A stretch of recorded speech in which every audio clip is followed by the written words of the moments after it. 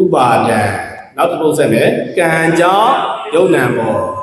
ကံကြောင့်ယုံနံဘောကံကြောင့်ဆိုတာကဘာဝုလို့ပြောတယ်ကမ္မဝုကိုပြောတာဒီဘက်ကယုံနံဘောဆိုတာကတခြားလားဝိပါကဝလားဝိပါကဝ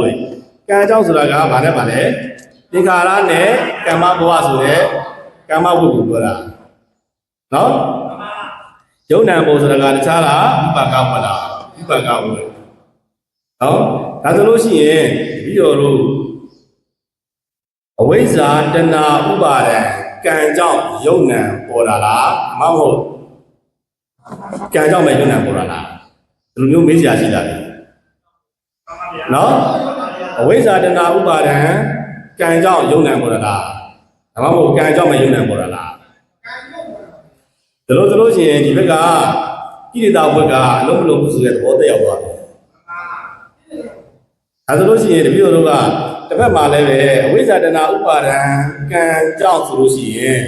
တပည့်တော်တို့အဘိဓမ္မာမှာကြတော့ယုတ်တိကြောင့်တရား၄ပါးဆိုတာရှိတယ်။ဒါလည်းဆိုလို့ရှိရင်ကံစေတုအာဟာရ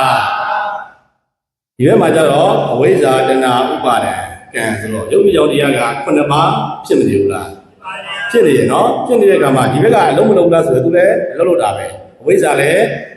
ယုတ်တိကြောင့်ထောက်ပံ့ပေးတာပဲ။အဲ့မှာတပည့်တော်ကဘာသွားရှာပြီးတယ်ဆိုလို့ရှိရင်ကမ္မဝတ္တဝိပါကဝတ္တဝတိနာဆိုတဲ့ဝိသုဒ္ဓိမမှာဆိုလို့တစ်လုံးရှိတယ်အဲ့ဒါကိုဝိသုဒ္ဓိမေမဟာဒီကာကကိလေသာဝတ္တတကမ္မတဟာယတ္တာကိလေသာဝတ္တံကမ္မဝတ္တိပက္ခိတဝါကမ္မဝတ္တဝိပကဝတ္တဝတိနာတိဝတ္တံတဲ့ဘာလို့တလဲဆိုလို့ရှိရင်ကိလေသာဝတ္တတကိလေသာဝိကမ္မတဟာယတ္တာကမ္မဝိအပေါင်းဖော်ဤဖြစ်ကြောင်းကိရိတာဝတ္တံကိရိတာဝုကမ္မဝတ္တိကမ္မဝတ္တပက္ခိတဝါထည့်၍ကမ္မဝတ္တဝိပါကဝတ္တဝတိနာကမ္မဝိပါကဝတ္တနှစ်ပါးဤအစားအပြင်ဆိုပြီးတော့ပါဠိတော်ကိုဆိုရတယ်။ဒါဆိုလို့ရှိရင်ကိရိတာဝတ္တိဘာရဲ့အဖို့တည်းလဲဆိုလို့ရှိရင်ကမ္မဝတ္ရဲ့အပေါင်းဖော်ဒါဆိုလို့ရှိရင်ကိရိတာဝတ္တိကမ္မဝတ္ရဲ့အပေါင်းဖော်ဖြစ်တဲ့အတွက်ကြောင့်တဲ့ကိရိတာဝတ္ကိုဘယ်ထဲမှာထည့်မလို့ဆိုလို့ရှိရင်ကမ္မဝတ္ထဲမှာထည့်လိုက်မယ်။ဟုတ်ပြီနော်။ကမ္မဝတ္ထဲမှာထည့်မယ်ဆိုလို့ရှိရင်ဒါဘာဖြစ်သွားရောကံကြောင့်ယုံနံပေါ်ဒါဆိုလို့ရှိရင်ဒီဘက်ကအဘိဓမ္မာနဲ့လည်းမဆက်ကျင်တော့ဒီဘက်ကလည်းကိရိတာဝတ္ကလည်းလုံးဝပြတ်သွားတာလားမဟုတ်ဘူးနော်။ဘယ်ထဲပါသွားတော့ကမ္မဝတ္ထဲပါသွားတယ်။အဲကြောင့်မလို့ကံကြောင့်ယုံနံပေါ်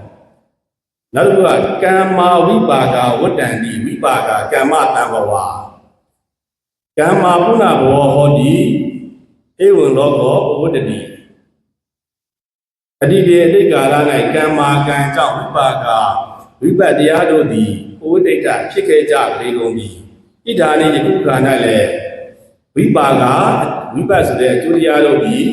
ကမ္မတံဘဝကံဟူသောအကြောင်းရှိကုန်ပြီအနာဂရေပိအနာဂတ်ကာလ၌ဒီကမ္မာကံကြောင့်ပုဏ္ဏဘောတပံဘဝအနှစ်၌ဖြစ်ကြလေကုန်ပြီ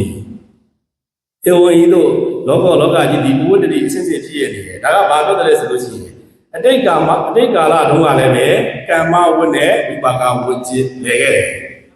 တယ်ယခုလက်ရှိဘဝမှာလည်းပဲကမ္မဝတ်နဲ့ဝိပါကဝတ်လဲတယ်နောက်အနာဂတ်မှာလည်းပဲဘာနဲ့ပါလဲမှာတော့ကမ္မဝတ်နဲ့ဝိပါကဝတ်လဲတယ်ဒါဆိုလို့ရှိရင်ဝတ်လေတာဒီဘယ်နှပါးနဲ့လဲရဖြစ်သွားပြီရောနှစ်ပါးနဲ့လဲရဖြစ်သွားပြီတပည့်တော်သောကပထမဆုံးပြောခဲ့တာဒီအင်္ဂ